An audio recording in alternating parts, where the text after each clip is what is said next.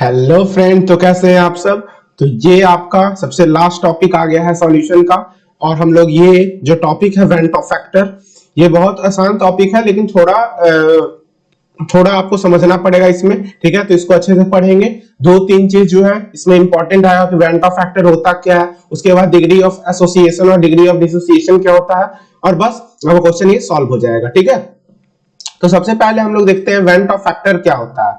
तो went Hoff factor क्या है? It is the ratio of experimental value of the colligative property and the calculated value of colligative property. ठीक है, ये क्या होता है? Experimental value by calculated value का क्या हुआ? रेशियो है। ठीक है, जैसे मान लीजिए कि आपको यहाँ पे डाटा दिया हुआ है, जैसे मोलर मास।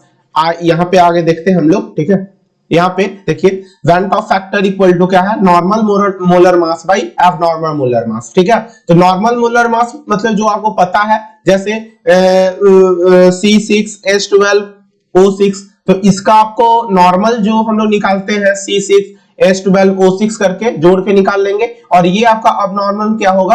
एक्सपेरिमेंटल वैल्यू के थ्रू आपको निकालना पड़ेगा। तो आपको बताएंगे कैसे सॉल्व होगा। ठीक है, और क्या है, बस ये आपका रेशियो याद रखना है, मतलब डेफिनेशन के तौर पे याद रखना है कि it is a ratio of experimental value of colligative property to the calculated value of colligative property. ठीक है, ये क्या होता है, ये किस लिए यूज होता है? तो ये यूज होता है डिग्री ऑफ डिसोसिएशन और डिग्री ऑफ एसोसिएशन निकालने के लिए। Degree of association, degree of dissociation होता क्या है, और एसोसिएशन डिसोसिएशन क्या होता है? तो जैसे आपको एक चीज बता देते हैं, जैसे CH3 CH3 COOH है। ठीक है, और ये टूट रहा आपका H plus plus CH3 COO minus में। तो यहां पे इसका क्या हो गया? डिसोसिएशन। डिसोसिएशन मतलब ये जो कंपाउंड है दो भाग में क्या हो रहा है? टूट रहा है, तो इसको कहेंगे डिग्री ऑफ डिसोसिएशन। अगर मान लीजिए कि कोई है पार्ट ऐसे, उसी को उल्टा करके लिख देते हैं हम लोग, यहाँ पे H plus plus CH3 COOH, और ये हमारा क्या दे देगा? CH3 COOH। तो यहाँ पे हो जाएगा एसोसिएशन, मतलब दोनों मिलकर एसोसिएट हो रहा है, दोनों मिलकर एक बन रहा है। तो यही आपको देगा एक्सटेंट ऑफ डिसोसिएशन और एक्सटेंट ऑफ एसोसिएशन। ये बताता है कौन? Went Hoff factor. Went Hoff factor का मेनली जो मतलब होता है वो नॉर्मल मोलर मास मतलब एबनॉर्मल, मतलब क्या? एक्सपेरिमेंटल। नॉर्मल ऊपर वाला जो है नॉर्मल मोलर मास वो एक्सपेरिमेंटल है, और नीचे वाला कैलकुलेटेड, जो कैलकुलेट करेंगे हम लोग। ठीक है, अब हमारा क्या है? आई। वेंट ऑफ फैक्टर को हम लोग आई से डिनोट करते हैं। ठीक है, तो I इक्वल टू क्या होता है? Total number of mole of particle by association और डिसोसिएशन। मतलब इसमें बोला जा रहा है कि total mole of particle after dissociation, मतलब डिसोसिएट होने के बाद कितना मोल बचा, या एसोसिएट होने के बाद कितना मोल बचा, तो वो आप क्या हो गया? ऊपर में लिखाएगा। और जो पहले है, मान लीजिए कि हमारा शुरू में मोल n था, लेकिन अब क्या हो गया? n इंटू 1 माइनस x, मतलब घट गया है। तो ये क्या हो गया? ये आफ्टर एसोसिएशन बचा, डिसोसिएशन बचा, और ये बिफोर एसोसिएशन और डिसोसिएशन। तो इसका अगर आई निकाला जाए, मतलब एक एग्जांपल के तौर पे बोल रहे हैं। ठीक है, तो n into 1 minus x by n, तो इस तरीके से आपका आई का फॉर्मूला आ जाएगा। तो ये भी आप समझ सकते हैं। ठीक है, क्या? Total number of mole of particle after association, ये आफ्टर एसोसिएशन डिसोसिएशन हो गया, और ये क्या हो गया? बिफोर, मतलब टोटल बाई n कर दिए, सिंपल। ठीक है, तो इस तरीके से भी आप लोग क्या कर सकते हैं? समझ सकते हैं इसको। ये गायब हो गया लाइन। ठीक है, आई का फॉर्मूला समझ में आ गया। अब आपको जब पहचानना आएगा, जैसे मान लीजिए आई आपका गिवन है क्वेश्चन में, तो इसमें आपको कैसे पता चलेगा कि एसोसिएशन है या डिसोसिएशन है? ठीक है, तो अगर आई 1 से बड़ा है तो डिसोसिएशन, अगर आई का वैल्यू 1 से छोटा है तो क्या हो गया? एसोसिएशन। ठीक है, अगर आई का वैल्यू 1 से ज्यादा है तो डिसोसिएशन, और अगर आई का वैल्यू 1 से छोटा है तो एसोसिएशन। ठीक है, अब है हमारा कि क्या कि अगर हम लोग चार पढ़े हैं क्या कॉलिगेटिव प्रॉपर्टी में? Relative lowering in vapour pressure, फिर elevation boiling point, depression freezing point, और ऑस्मोटिक प्रेशर। तो उसमें हम लोग आई का वैल्यू कैसे यूज होता है क्वेश्चन में? तो इसमें क्या किया करेगा? क्वेश्चन कैसे देगा आपको?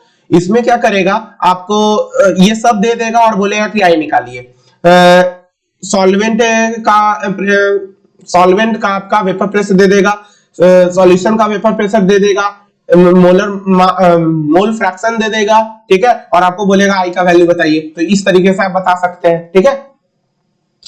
उसी तरीके से एलिवेशन बॉइलिंग पॉइंट में एम क्या है, एम हमारा क्या है, मोलैलिटी, या तो सबको पता है, कल ही बताए थे आपको, ठीक है। तो delta TB equal to minus K B into M, ठीक है। के बी हमारा क्या है, ये है इबुलियोस्कोपिक, ठीक है, और ये है क्रायोस्कोपिक केएफ, ठीक है। तो ये आपको याद रहना चाहिए। और इसमें Kb equal to delta Kb equal to i into Kb into m. Kb का वैल्यू तो पता ही होगा, T naught B minus Tb, ठीक है। इस तरीके से डिप्रेशन फ्रीजिंग पॉइंट, उसी तरीके से आई इंटू केएफ इंटू मोलैलिटी, इसमें कोई एक चीज नहीं दिया रहेगा, दूसरा आपको निकालना रहेगा, ठीक है।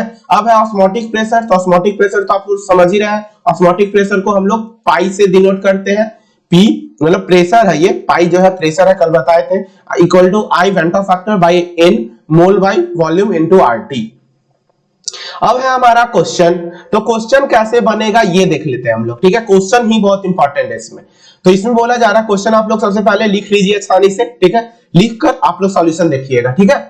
तो क्या बोला जा रहा है, 2 gram of benzoic acid. Benzoic acid कैसे बनता है हमारा, इस तरीके से, पहले बेंजीन रहेगा, उस पे COOH लगा रहेगा, ठीक है, ये होता है benzoic acid. Dissolve in 25 gram of benzene. Benzene में क्या हो रहा है, डिसॉल्व हो रहा है। So the depression in freezing point equals to 1.262 kelvin, ठीक है। डिप्रेशन इन फ्रीजिंग पॉइंट क्या है, डेल्टा टीएफ क्या है हमारा, ये दिया हुआ है। और हमारा केएफ हमारा क्या है, डिप्रेशन कांस्टेंट क्या है, 4.9 केल्विन केजी पर मोल। What is the percentage association, association का परसेंटेज कितना है, acid if the form dimer. Dimer मतलब क्या होता है, क्या कर रहा है, 2 मोल हमारा 1 मोल में कन्वर्ट हो रहा है, ठीक है। यहाँ पे 2 मोल का सब्सटेंस था, ये क्या हो रहा है 1 मोल में कन्वर्ट होगा, उसी को क्या कहते हैं हम लोग, डाइमर कहते हैं। ये समझ लीजिएगा डाइमर किसे कहते हैं, ठीक है। तो चलिए हम लोग सबसे पहले क्या करते हैं, इसका जो हमें दिया हुआ है उससे पहले हम लोग क्या निकालेंगे, ये क्या दिया हुआ है इसमें, हाँ,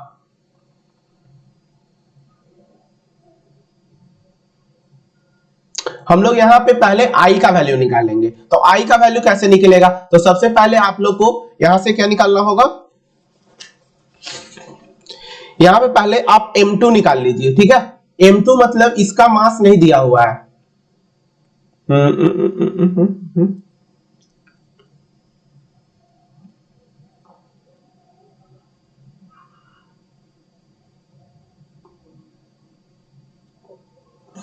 इसमें बेंजोइक एसिड का आपका ये एक्सपेरिमेंटल, तो आपको पता है कि बेंजोइक एसिड का एक्सपेरिमेंटल मास क्या होता है, लेकिन कैलकुलेटेड मास हम लोग अभी निकालेंगे कैसे, जो देखिए, जैसे हमारा फॉर्मूला क्या होता है, डेल्टा टीएफ इक्वल टू ये होता है केएफ इंटू मोलैलिटी, ठीक है।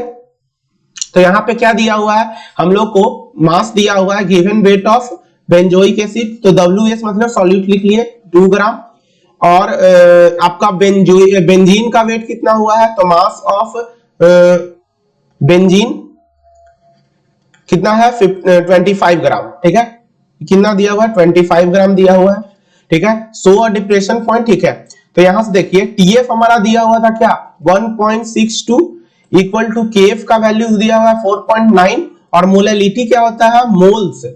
तो ये mole of solute by weight of solvent, weight of benzene, और आपका ये ग्राम में दिया हुआ है तो 1000 से इंटू कर लीजिए। तो यहां से आपका क्या आ जाएगा, 1.62 इक्वल टू 4.9 इंटू एन मतलब given weight of solute by molar mass of solute into weight of benzene into 1000, ठीक है। तो ये आपका एक्सपेरिमेंटल वैल्यू हम लोग निकाल रहे हैं। ऐसे आपको क्या होता है, ऐसे molar mass of experimental value क्या होता है इसका,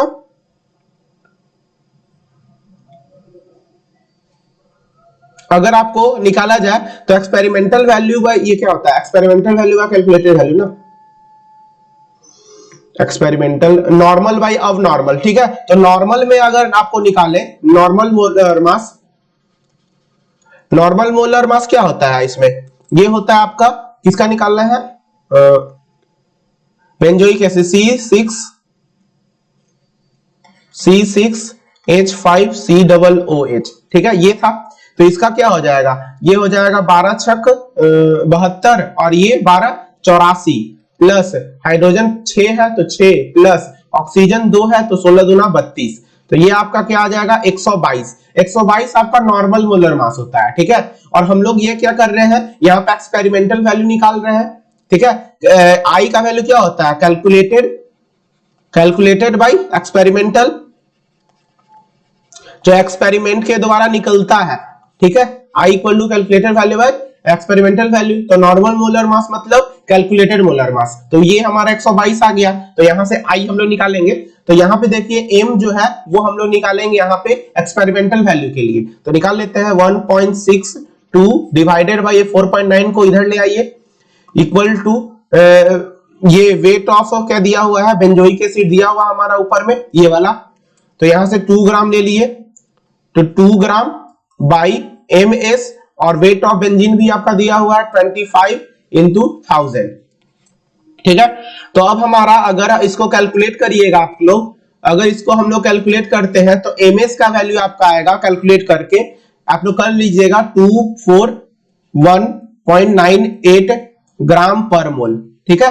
सिंपल है, इसमें कुछ नहीं करना है। 25 को इससे काटिए तो ये हो जाएगा 40 बार में, और 40 दूना 80 ये दे देगा, ठीक है। तो MS इक्वल टू क्या हो जाएगा 1.62 डिवाइडेड बाई 80 इंटू 4.9। अब इसको सॉल्व करिएगा तो आपको MS का वैल्यू आ जाएगा 241.98, ठीक है, 241.98, ठीक है।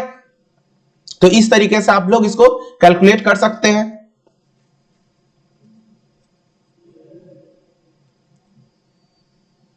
सॉरी, ये इधर न जाएगा, MS है ना, तो MS इधर जाएगा तो ये इधर आएगा ना, तो ये हो जाएगा आपका 80 बाई 80 इंटू 4.9 बाई 1.62, ठीक है, सॉरी, ठीक है, ये थोड़ा सा मिस्टेक हो गया था, ठीक है, ऐसे, ठीक है। इसको कैलकुलेट करिएगा तो MS का वैल्यू आ जाएगा, ठीक है।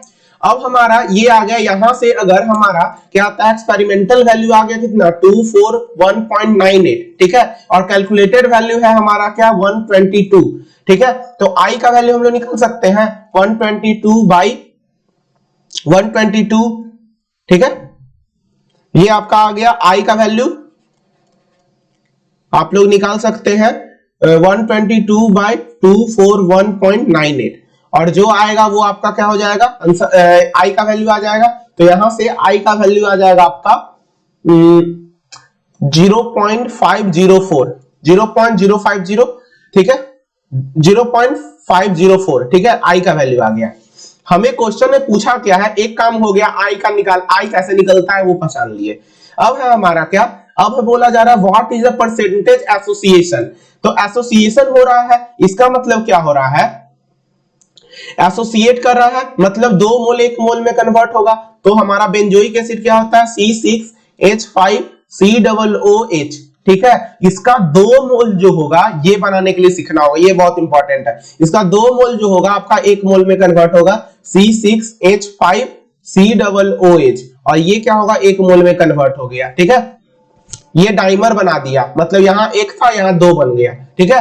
तो मोल हमारा यहां 2 था यहां 1 मोल हो गया, ठीक है। तो अब इसको कैसे हम लोग को क्या निकालना है, डिग्री ऑफ एसोसिएशन निकालना है, ठीक है। तो अब यहां से देखिए, यहां शुरू में हमारा मान लीजिए कि ये क्या था, 1 मोल, 1 था, ठीक है, 1 मोल था, ठीक है। मान लीजिए शुरू में ये 1 था एट इनिशियल,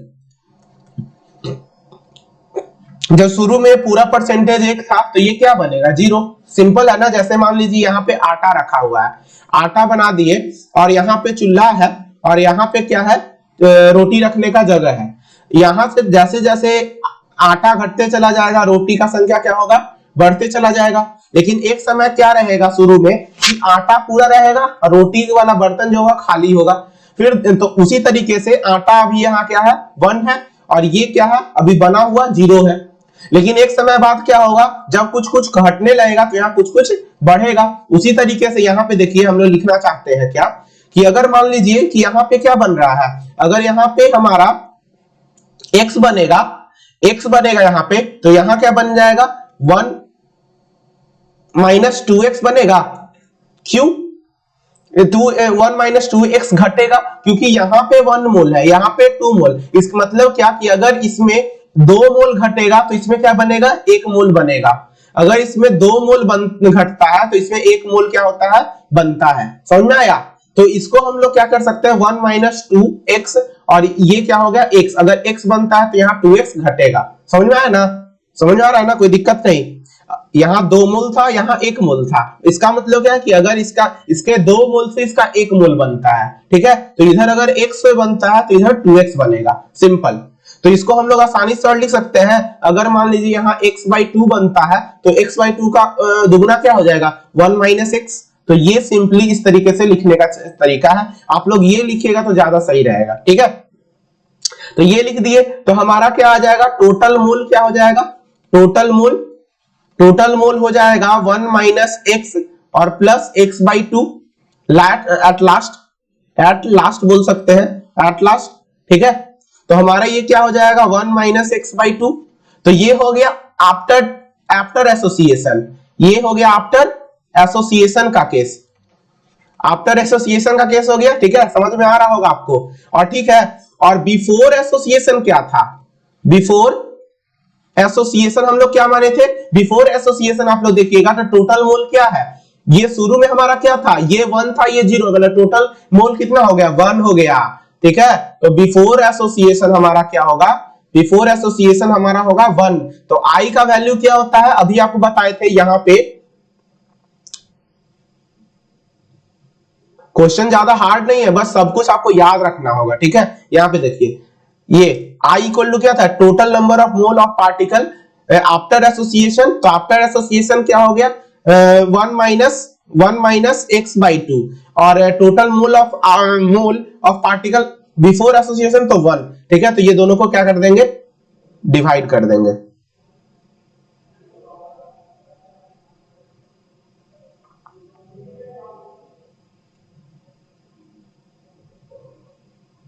ठीक है, तो I इक्वल टू क्या हो जाएगा, बिफोर आफ्टर एसोसिएशन क्या था 1 माइनस x/2 बाई ये था 1। तो यहां से आ जाएगा I equal to 1 minus x/2। I का वैल्यू हम लोग निकाल चुके हैं, तो I का वैल्यू निकाले तो इसको अच्छे से अरेंज कर लेते हैं। तो I equal to 2 minus x/2। तो इसको अगर हम लोग ऐसे लिखें तो ये क्या हो जाएगा 2I equal to 1 minus x। तो x इक्वल टू क्या हो जाएगा 1 माइनस 2I, 1 माइनस क्या आ जाएगा 2I।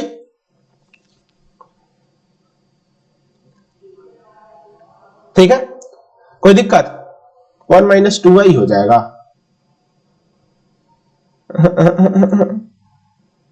कुछ तो गड़बड़ है, 1 माइनस x। ठीक है, तो ये I के बराबर हो गया, तो ये 2 माइनस x, अच्छा सॉरी। ठीक है, तो यहां से आपका आ जाएगा 2I और इक्वल टू 2 माइनस x। ठीक है, तो यहां से आ जाएगा आपका क्या x equal to 2 minus 2I। तो x इक्वल टू हो जाएगा 2 इंटू 1 माइनस I। ठीक है, और I का वैल्यू आप लोग निकाल चुके हैं। I का वैल्यू हम लोग निकाले हैं कितना, I का वैल्यू हम लोग निकाले हैं, यहाँ पे देखिए I का वैल्यू निकाले हैं 0.504। I का वैल्यू हम लोग निकाले हैं 0.504। तो x इक्वल टू हो जाएगा 2 इंटू 1 माइनस 0.504। तो x इक्वल टू क्या हो जाएगा, ये हो जाएगा 2, और इसको माइनस जब करेंगे तो ये आ जाएगा 0.496, और इसका दुगना क्या हो जाएगा, दुगना हो जाएगा 0.992। ठीक है, तो ये आ गया x, तो ये आ गया आपका डिग्री, ये हो गया डिग्री ऑफ डिसोसिएशन। और डिग्री ऑफ डिसोसिएशन आपका हमेशा परसेंटेज में रहता है, तो इसको परसेंटेज में चेंज करने के लिए क्या हो जाएगा, डिग्री ऑफ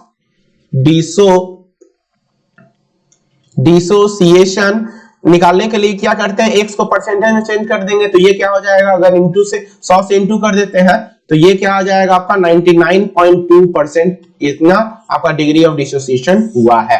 ठीक है, तो क्वेश्चन कैसे सॉल्व हुआ ये देखिए। सबसे इंपॉर्टेंट चीज तो ये है, सबसे पहले हमारा क्या दिया हुआ था, हम लोग क्या किए, कैलकुलेटेड वैल्यू और बाय एक्सपेरिमेंटल वैल्यू किए। हाँ, और देखिए ये सब क्वेश्चन ज्यादा, ये तो बहुत लेंदी आ गया, लेंदी क्वेश्चन है। ये लेंदी क्वेश्चन हम लोग इसलिए लिए थे ताकि आपको एक ही चीज में सब कुछ समझ में आ जाए कि आई का वैल्यू कैसे कैलकुलेट करेंगे, तो तुम्हारा calculated value by experimental value, फिर आपका एसोसिएशन में क्या होता है, तो यहाँ पे 2 मोल जो है 1 मोल में कन्वर्ट होगा, तो कैसे इसको चेंज करते हैं। अगर x बाई 2 बनता है तो इधर x से घटेगा, अगर x रहता है तो 2 माइनस x से घटेगा।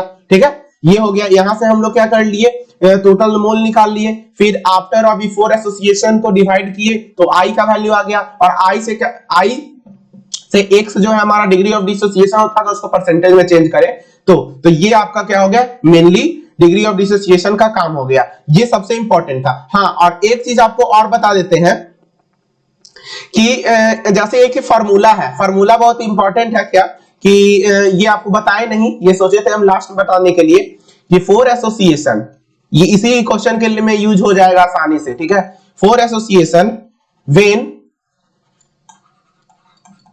मॉलिक्यूल्स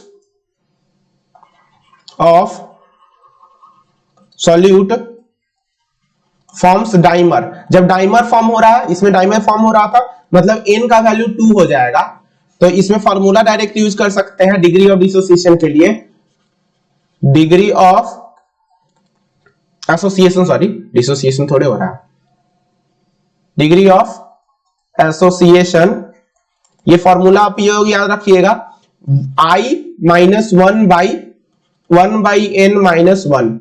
ठीक है, ये डायरेक्ट फार्मूला आ जाएगा। यहां से देखिए, अगर इसी क्वेश्चन में यूज करें तो n का वैल्यू क्या है, 2 है, तो अगर डिग्री ऑफ डिसोसिएशन क्या माने थे, x, तो यहाँ i माइनस 1 बाई 2 माइनस 1, देखिएगा ऊपर के बराबर आ जाएगा, x इक्वल टू आ जाएगा हमारा i minus 1 by 1 minus 2 by 2। ठीक है, तो ये 2 ऊपर चला जाएगा, तो ये माइनस 1, तो x इक्वल टू क्या हो जाएगा, ये हो जाएगा 2 इंटू आई माइनस 1, और बाई माइनस 1 है, तो माइनस 1 को जब हटाएंगे हम लोग तो क्या आ जाएगा, x इक्वल टू माइनस 1 ऊपर से इंटू कर दीजिए, तो ये हो जाएगा 2 इंटू 1 माइनस आई हो गया। देखिए ऊपर वाला फार्मूला के सामने आ गया, देखिए सॉरी, x इक्वल टू हम लोग क्या निकाले थे, यहाँ देखिए x इक्वल टू क्या निकाले थे, x equal to 2 into 1 minus i निकाले थे ना, और उसी के बराबर आ गया। तो आप लोग एग्जाम में कम लिखने के लिए आप लोग ये इसका यूज कर सकते हैं, इस फार्मूला का यूज कर सकते हैं। ठीक है, तो ये अगर ये फार्मूला याद रखते हैं तो आपको ज्यादा कैलकुलेशन नहीं करना पड़ेगा। ये वाला जो है केस,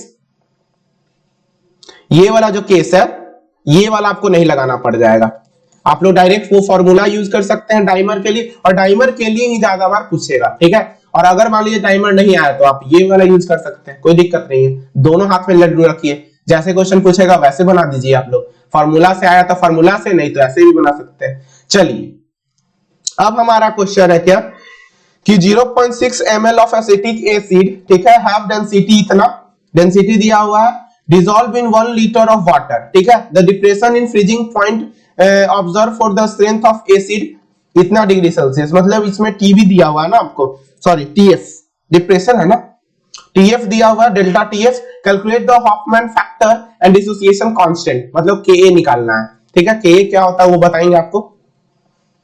तो सबसे पहले तो आप लोग क्या करिए, इसमें कैलकुलेटेड वैल्यू निकाल लीजिए। ठीक है, कैलकुलेटेड वैल्यू निकालिए। इसमें कुछ क्वेश्चन छूटा है क्या, the depression of freezing point observe for the strength of the acid बाज इतना।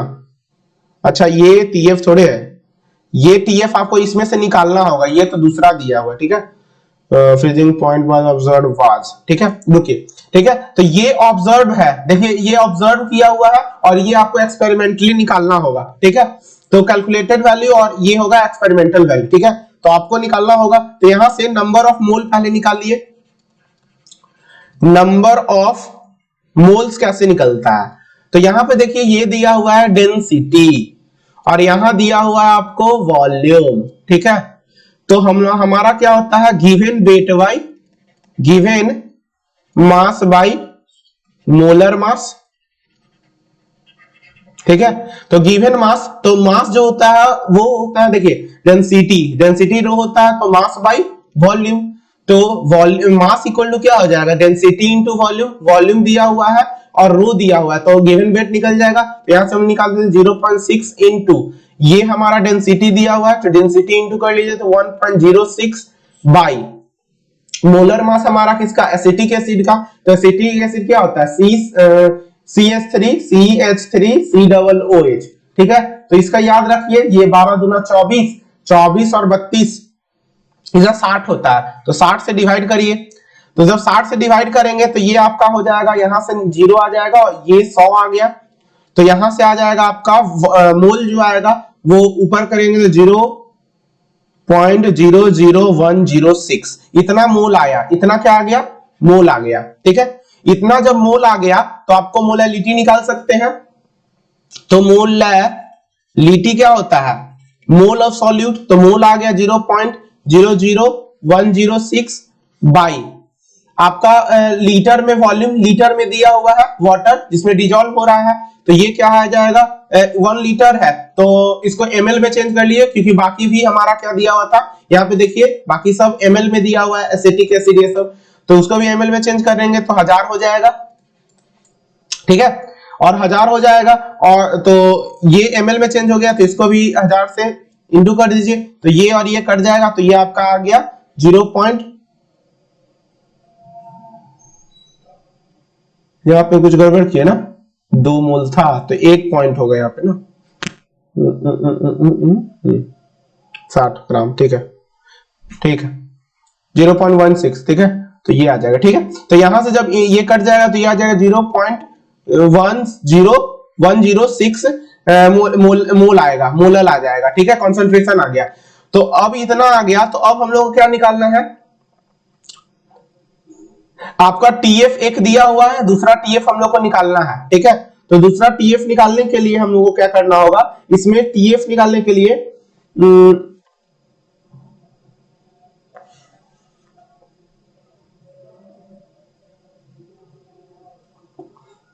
ये बुक में जो KF का वैल्यू है आपका, KF का वैल्यू दिया नहीं था, लेकिन KF का वैल्यू हम लोग को यूज करना है कितना, 1.86, ये दिया रहेगा आपको क्वेश्चन में, तो चिंता नहीं करना है, ठीक है। KF केल्विन केजी पर मोल, ठीक है। तो KF का वैल्यू दिया रहेगा, तो हमारा डेल्टा TF जो होता है वो क्या होता है, KF इंटू मोलैलिटी, तो KF हो जाएगा 1.86 इंटू 0.0106, तो ये आ जाएगा डेल्टा TF का वैल्यू आपका आ जाएगा 0.0197 केल्विन, ठीक है। आपका ऑब्जर्व दिया हुआ है, इसमें देखिए ऑब्जर्व बाई क्या होता है, एक्चुअल होता है, ठीक है। तो I का वैल्यू क्या होता है, I का वैल्यू होता है ऑब्जर्व्ड बाई कैलकुलेटेड, कैलकुलेटेड हमेशा नीचे रहेगा, याद रखिएगा, जो आप कैलकुलेट कर रहे हैं वो नीचे रहेगा। तो ऑब्जर्व में आपका दिया हुआ था कितना, ऑब्जर्व में फ्रीजिंग पॉइंट का वैल्यू दिया हुआ था 0.0205 बाई कैलकुलेटेड हो गया 0.0197, तो I का वैल्यू आपका आ जाएगा कितना, ये आ जाएगा 1.041, ठीक है, I का वैल्यू आ गया। अब हम लोग को क्या निकालना है, फिर से अल्फा का वैल्यू निकालना है, ठीक है। लेकिन इसमें हो क्या रहा है, इसमें क्वेश्चन फिर से पढ़िए, यहां पे निकालना है डिग्री ऑफ डिसोसिएशन, यहाँ पे हो रहा है, पहला वाला में क्या था, एसोसिएशन हो रहा था, और किसका डिसोसिएशन हो रहा है, तो इसमें हो रहा है आपका एसिटिक एसिड का, तो यहां से कैसे बनेगा, तो ये हो जाएगा डिसोसिएशन, तो CH3COOH, और ये डिसोसिएशन होगा तो ये बन जाएगा H plus C double, sorry मिट जाओ, हाँ, CH3COO माइनस, ठीक है, CH3COO हैं कि मान लीजिए इसका 1 मोल था, अगर इसका 1 मोल था तो ये दोनों का 0 बनेगा। अगर मान लीजिए कि इसमें हमारा X फॉर्म हुआ, इसमें भी X फॉर्म हुआ, तो इसमें 1 माइनस X फॉर्म होगा, सिंपल, दोनों में से क्या होगा, एकक मोल बन रहा, तो अगर इसमें 1 मोल घटेगा तो इसमें एकक मोल बनेगा, सिंपल। तो टोटल मोल की बात करें, टोटल मोल हमारा क्या हो जाएगा, 1 माइनस X प्लस X, तो ये और ये कटा तो ये आ जाएगा 1 प्लस X, ठीक है, और टोटल मोल हो गया। तो अगर आफ्टर डिसोसिएशन की बात करें, आफ्टर डिसोसिएशन की बात करें तो आफ्टर डिसोसिएशन में आ जाएगा 1 प्लस एक्स, और बिफोर डिसोसिएशन की बात करें तो ये आ जाएगा 1, ये क्या आ जाएगा 1 आ जाएगा। इसलिए हम लोग क्या कह सकते हैं कि i का वैल्यू क्या आ जाएगा, i का वैल्यू हो जाएगा आफ्टर प्लस बिफोर, तो 1, तो ये i का वैल्यू आ जाएगा 1 प्लस एक्स।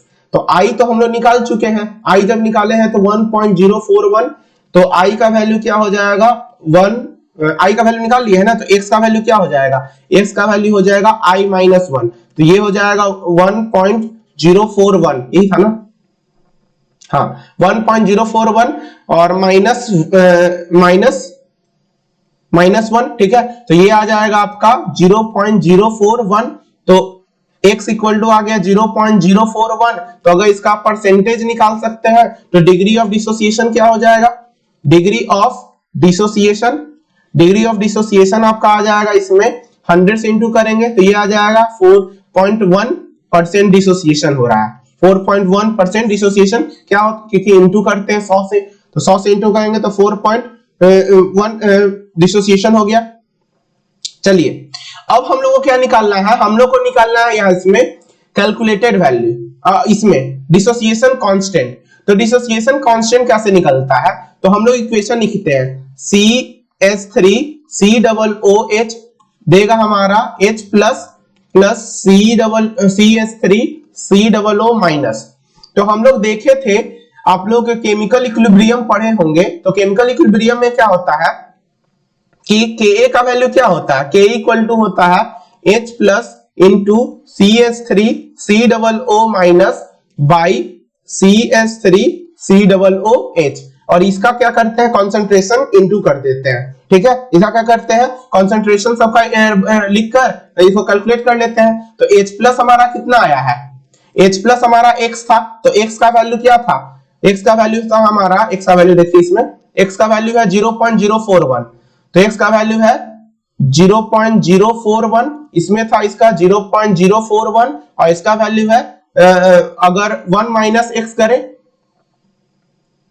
तो 1 माइनस एक्स इसका कितना आ जाएगा, माइनस करके देख ही लेते हैं, 1.000 और 0.041, तो ये आ जाएगा 9, सॉरी हाँ 9 में से 4 गया 5, फिर ये 9 और ये 0, तो 0.959, ठीक है, ये आ गया। तो अब आप लोग वैल्यू पुट कर दीजिए, तो H प्लस हमारा क्या था 0.041 इंटू 0.041 बाई इसका ऊपर से 0.959, तो इसको जब कैलकुलेट करेंगे आप लोग तो यहाँ पे आ जाएगा आपका क्या, ये आ जाएगा 1.86 इंटू 10⁻⁻5। इस तरीके से आप लोग Ka निकाल सकते हैं, ठीक है, इस तरीके से आप लोग क्या कर सकते हैं Ka निकाल सकते हैं, ठीक है। तो इसमें करना क्या था, इसमें भी वही करना था, पहले आपको कैलकुलेट करना था, एक ऑब्जर्व वैल्यू दिया हुआ था, तो ऑब्जर्व वैल्यू और कैलकुलेटेड वैल्यू आपको निकालना था, आई का वैल्यू वहां से निकलेगा, ऑब्जर्व बाय कैलकुलेटेड, तो ये आ गया, और फिर इसको क्या करना डिसोसिएट करना, तो हाँ सॉरी ये हम n से बता रहे थे वो गलत है, ठीक है, गड़बड़ हो जाएगा उससे, ठीक है, तो हम आप लोग 1 मान के मानिए, तो 1 मोल रहेगा तो 0, फिर उसमें से अगर यहाँ पे 1 मोल से 1 मोल बन रहा है तो x बनेगा, तो यहाँ भी x घटेगा, तो टोटल मोल आ जाएगा 1 प्लस x। आफ्टर डिसोसिएशन ये हो गया, बिफोर एसोसिएशन ये, तो फिर I का वैल्यू यहाँ से, तो x डिग्री ऑफ डिसोसिएशन निकालिए, डिग्री ऑफ डिसोसिएशन निकाल के फिर K का वैल्यू निकालिए। तो इस तरीके से आप लोग क्वेश्चन सॉल्व कर सकते हैं। हम आप लोग को हर एक चीज बताएं अच्छे से, ये लेक्चर बहुत अच्छा बना है, ठीक है, तो आप लोग अच्छे से पढ़िए, ध्यान दीजिए, ठीक है, और चैनल को सब्सक्राइब करिए। चलिए ये चैप्टर खत्म होता है आज, इसके बाद हम लोग पढ़ेंगे अगला जो लेक्चर होगा उसमें हम लोग पढ़ेंगे कोऑर्डिनेशन कंपाउंड, ठीक है, चलिए।